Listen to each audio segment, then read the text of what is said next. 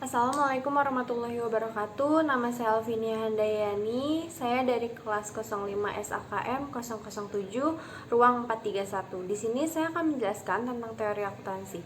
Teori akuntansi adalah suatu pengertian yang menggunakan spekulasi, metodologi, dan kerangka kerja dalam mempelajari pelaporan keuangan serta bagaimana prinsip pelaporan keuangan diterapkan dalam industri akuntansi.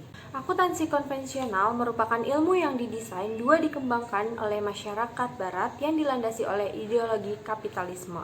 Akuntansi sebagai bahasa. Akuntansi adalah bahasa perusahaan yang dapat berbicara atau berkomunikasi sendiri tentang suatu perusahaan atau organisasi yang dilaporkannya. Dan yang kedua adalah sifat dasar atau prinsip yang melandasi akuntansi keuangan merupakan konsep yang harus diyakini kebenarannya sebagai dasar dari ilmu akuntansi itu dibangun. Untuk pertemuan ketiga yaitu sejarah akuntansi. Sejarah akuntansi di Indonesia tidak bisa lepas dari perkembangan akuntansi di negara asal perkembangannya. Dengan perkataan lain, negara luarlah yang membawa akuntansi masuk ke dalam Indonesia. Tidak bisa disangkal bahwa masyarakat Indonesia sendiri pun memiliki sistem akuntansi atau pencatatan laporan tersendiri. Pertemuan keempat yaitu struktur teori akuntansi. Struktur teori akuntansi adalah elemen yang sangat berkaitan yang menjadi pedoman pengembangan teori dan penyusunan teknik-teknik standar akuntansi. Struktur teori akuntansi berisi elemen sebagai berikut. Yang pertama, rumusan tentang tujuan laporan keuangan yang diperoleh dari para pemakai laporan keuangan.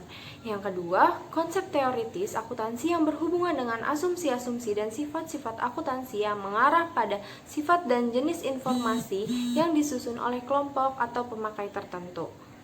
Yang ketiga, rumus prinsip akuntansi utama yang disebarkan pada postulat atau konsep teoritis yang menjelaskan sifat-sifat dan kualitas dasar akuntansi keuangan.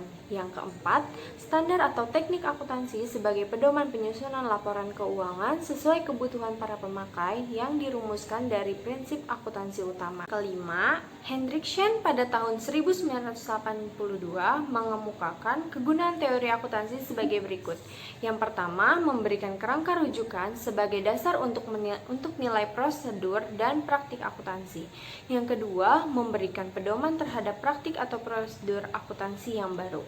Selanjutnya ada tujuan laporan keuangan. Tujuan laporan keuangan adalah menyediakan informasi yang menyangkut posisi keuangan, kinerja, serta perubahan posisi keuangan suatu perusahaan yang bermanfaat bagi sejumlah besar pemakaian dalam pengaruh keputusan ekonomi. Akuntansi memiliki standar kerangka teori konseptual yang menjadi dasar pelaksanaan teknik-tekniknya.